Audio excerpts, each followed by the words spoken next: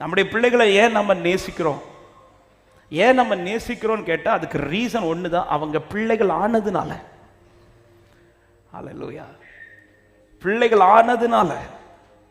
ஆமாம், உண்மையிலே இந்த இடத்துல என்ன சொல்லியிருக்கோம்னா, நாம் அவருடைய பிள்ளைகளாய் மாறினதுனால அவன் நமக்காக அன்பு கூர்ந்தான்னு சொல்றதுல ஒரு நியாயம் இருக்கு இல்லை? நாம் பிள்ளைகள் ஆனதுனால, நாம் அவருக்கு சொந்தமானதுனால அவன் நமக்காக சிலுவையில் மரித்தாருங்க சொல்றதுல ஒரு நியாயம் இருக்கு. இந்த பூமியிலே ஆமென், எந்த அன்புமே ஏதோ ஒரு ரீசனோட தான் எல்லா அன்புமே நம்ம கிட்ட வெளிப்பட்டு கொண்டே இருக்கும். நம்ம கிட்ட பழகிறவர்களானாலும் சரி, நம்ம சொந்தங்களானாலும் சரி, நம்ம குடும்பங்களானாலும் சரி, எல்லா அன்புமே ஒரு ரீசன் இருக்கு. இப்படி ஆனதுனால.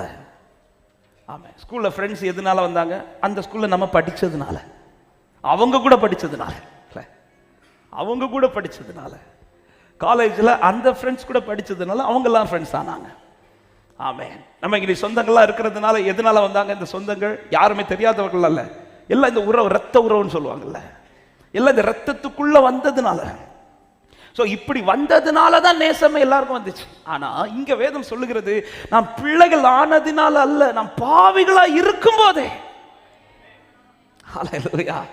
அதாவது பிள்ளை யாக்கி நேசிக்கிறது வேற, என்னை நேசிச்சு பிள்ளை ஆக்கினார் பாருங்க, இதுதாங்க உண்மையான அன்பு.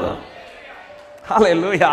ஆமென். நான் தகுதியானதுனால என்னை நேசிக்கிறது வேற, என்னை நேசிச்சு என்னை தகுதி ஆக்கினார் பாருங்க, இதுதான் உண்மையான அன்புன்னு சொல்றவங்க நல்ல கைகளை தட்டி